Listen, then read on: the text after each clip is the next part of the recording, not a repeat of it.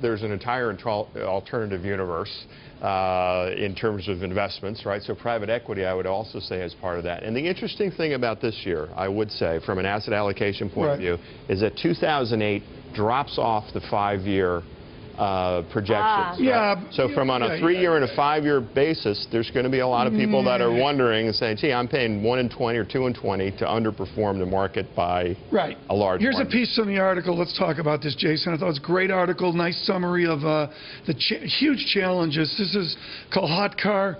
Hedge funds have also been hurt by their success. Most of the advantages their investors once had from better information to far fewer people trying to do what they do have evaporated. Sir John Templeton was really big on this concept. You get an idea, it works, and then everybody piles in, and the information advantage disappears. If you look at the growth of the hedge fund industry over simply the past 20 years, it's been asymptotically. So, I mean, there might have been 20 guys. There might have been $20 billion in hedge funds in 1991. Yep. There's $3 trillion now. There's 7,500 around the world. That's obviously, it's just the returns have to be less, almost by definition, have to be less. Well, this is something that we'll be discussing throughout the morning, and in fact, it is our Twitter question of the day.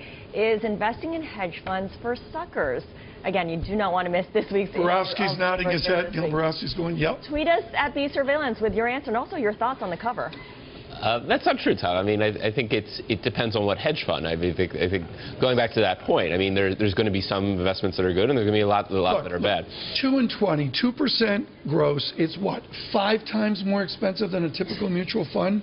Just as a round number? Well, yeah, I would say it's not quite that bad, but it's certainly a lot more expensive. But I think Neil is right. It really depends on what you're getting and who you're investing with. And there's a certain, you know, it's difficult to find the right. I'm not in gold in hedge funds.